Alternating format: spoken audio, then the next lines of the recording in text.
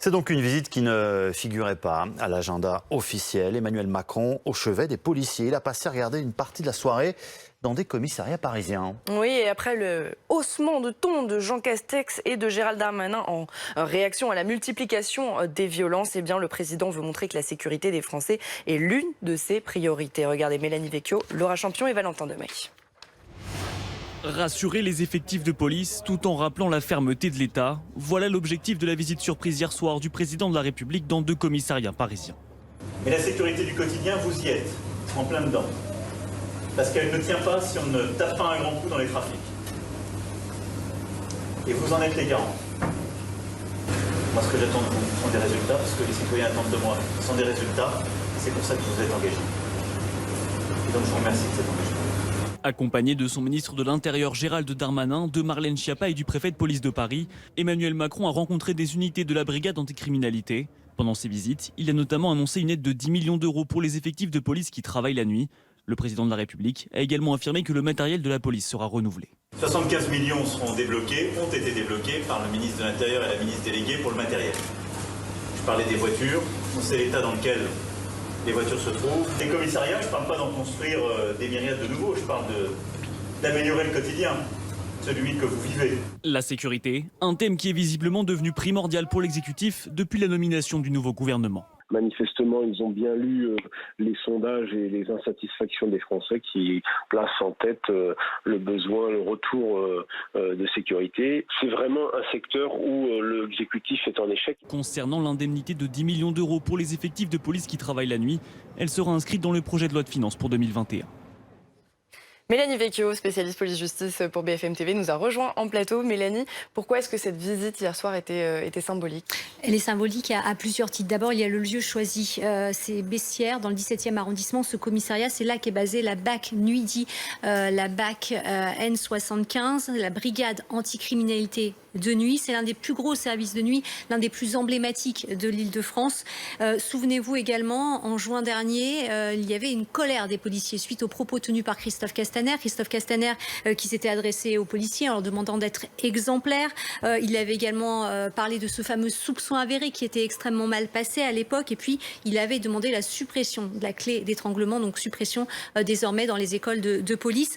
Suite à cela, les policiers s'étaient fortement mobilisés, notamment la nuit. Et c'est donc la BAC N, cette fameuse BAC N75, qui avait été notamment à l'origine de cette contestation nocturne, une contestation qui avait été relativement suivie. Et puis, il y a symbolique également l'annonce d'Emmanuel Macron, parce qu'il parle de cette indemnité de travailleurs de nuit. Il leur octroie donc 10 millions d'euros. C'est une revendication qui a été mise sur la table, qui a été remise sur la table lors de négociations, lors des bilatérales, ces fameuses rencontres entre Gérald Darmanin et les syndicats de police, il n'y a pas plus tard que la semaine dernière. C'est une revendication qui date de 2015. En 2017, ils avaient déjà obtenu un premier pas, le statut de nuiteux. Et puis là, Emmanuel Macron, eh bien, il met des espèces sur la table. Il aborde l'aspect financier, mais les syndicats, de nombreux syndicats que j'ai pu avoir au téléphone, ils demandent en fait à en savoir plus. Qu'est-ce que va représenter finalement cette somme ? Alors justement, vous restez avec nous, Mélanie. On va retrouver un de ces syndicalistes de la police, Denis Jacob, secrétaire général du syndicat Alternative Police. On va parler bien sûr de cette indemnité, mais d'abord cette visite assez symbolique d'Emmanuel Macron qui vient voir des policiers la nuit,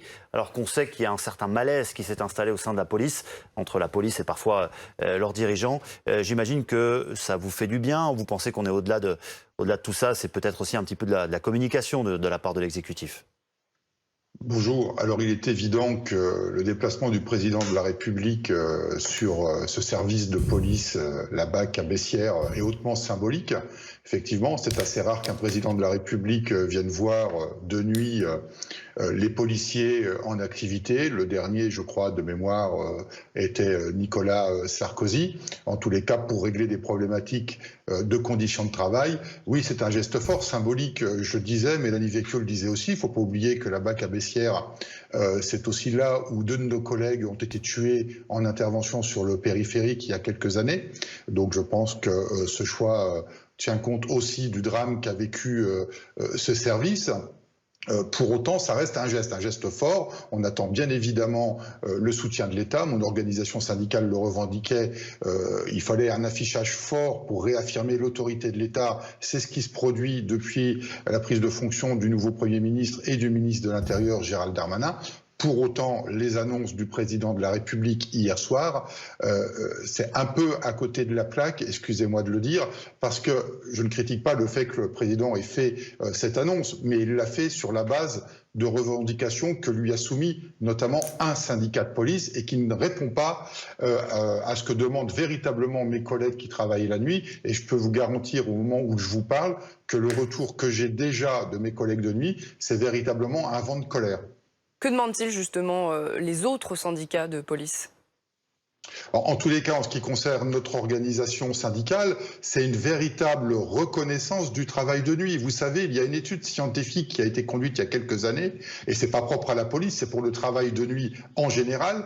Quelqu'un qui travaille toute une carrière de nuit perd en espérance de vie jusqu'à 5 ans. C'est quand même énorme. Donc, c'est pas pris en compte aujourd'hui. C'est pas pris en compte dans le salaire. Là, on annonce une prime.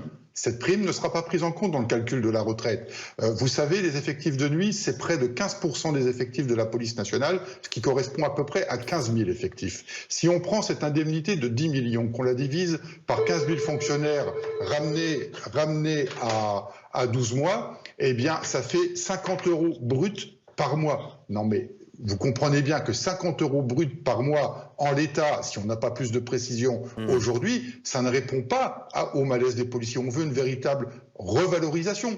Les heures de nuit dans la police nationale, c'est 97 centimes par heure.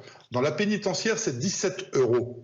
Dans les douanes, c'est près de 5 € l'heure de nuit. 97 centimes d'heure de nuit qui n'ont pas été revalorisés depuis plus de 30 ans. C'est un déroulement de carrière spécifique. Tout ça, on ne l'a pas. Donc, le président de la République répond à une attente d'un syndicat de police, mais l'attente de ce syndicat de police n'est pas celle qu'attendent les collègues de nuit.